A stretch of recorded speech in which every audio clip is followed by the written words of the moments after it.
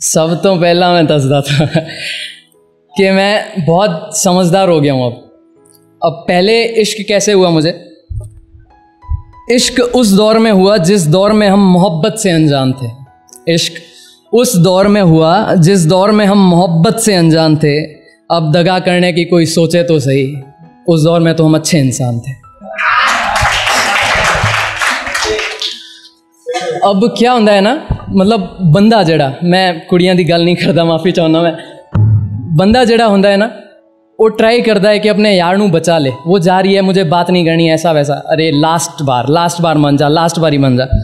वो चक्कर है कि सुना है अपने भूले प्यार को वापस याद करने चले हो, उस बेवफा महबूब से फिर वफा की फरियाद करने चले हो, और मुझे तो लगता है बेखबर तुम अपनी ज़िंदगी बर्बाद करने चले हो।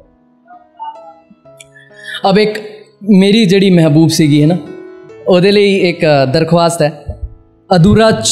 मैं सब तो पहले एक थानू दसदा कि यहाँ पर एक वर्ड आएगा कि बेकिरदार, इसका मतलब होता है कैरेक्टरलेस, ठीक है।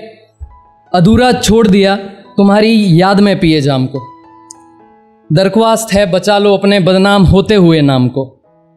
पता नहीं कैसे रोकूं तुम्हें बेकिरदार चिढ़ाती आवाम को, और जान भूला मैं भी कहाँ हूं तुम्हारे किसी और के साथ गुजारी शाम को।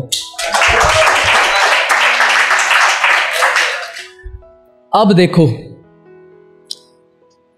मतलब अपन किसी को मना करते हैं, उसे बोलता है मैं करूंगी, ये होता है लड़कियों के साथ, लड़कियां ऐसा करती हैं, मेरे साथ हुआ है। मुझे बिना बताए किसी गैर शख्स को अकेले मिलने बुलाया उसने, इस बात पे मेरा रूठना वो बस इसे मेरी हिमाकत बता रही है। हिमाकत मतलब बेवकूफ़ी, मेरी हिमाकत बता रही है। मैं देख रहा हूँ उसे किसी और को गले लगाते हुए, पर वो कह रही है कि वो उस शख्स को सिर्फ अपने हुस्न की नज़ाकत बता रही है। और अपनी शहद सी आवाज़ में मुझे बोला उसने कि वो सोई है सिर्फ 2 बंदों के साथ। अपनी शहद सी आवाज़ में मुझे बोला उसने कि वो सोई है सिर्फ 2 बंदों के साथ। ये बात कहकर वो अपने अंदर की शराफत बता रही है।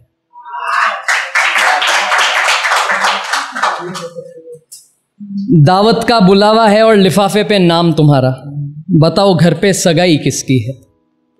तुम कहती थी नहीं है घर पे सिवा तुम्हारे कुंवारा कोई, तो फिर विदाई किसकी है?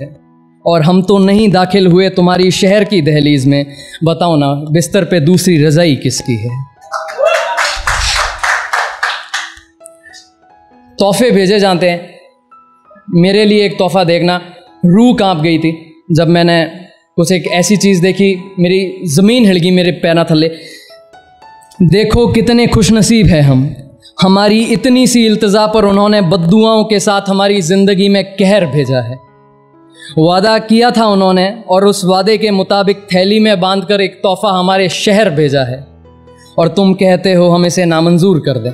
नहीं, हम इसे ज़रूर रखेंगे। फिर क्या हुआ, खिदमत में उन्होंने हमारे जहर भेजा है। एक सुनियो सारे, खुद बेपरवाह होकर तुम्हारी परवाह करना, ये किरदार मेरा तुम्हें मुख्तलिफ लगने लगा। मुख्तलिफ मतलब डिफरेंट, मुख्तलिफ लगने लगा तुम्हारे लफ्ज़ों में ये बगावत कैसी है।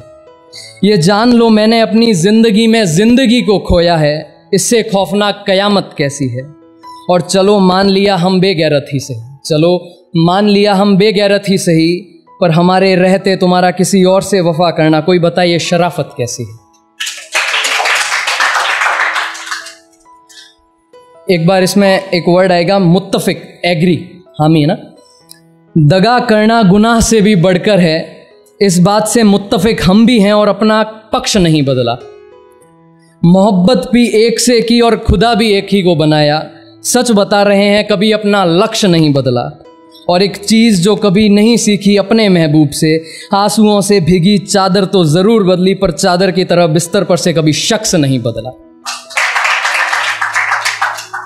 लास्ट, मैं ये जड़े मेरे भरा बैठे, सारे वीर बैठे, अलग होना ही पैना है। ये जिन्ने तुसी कसम वादे कर रहे हो सारे बकवास है, गए गुजरे हैं वीरे, कोई मतलब नहीं है इन्हां दा। एक रोज़ तुम्हें तनहा होना ही पड़ेगा, उम्र सारी महबूब के साथ कभी बिताई नहीं जाती।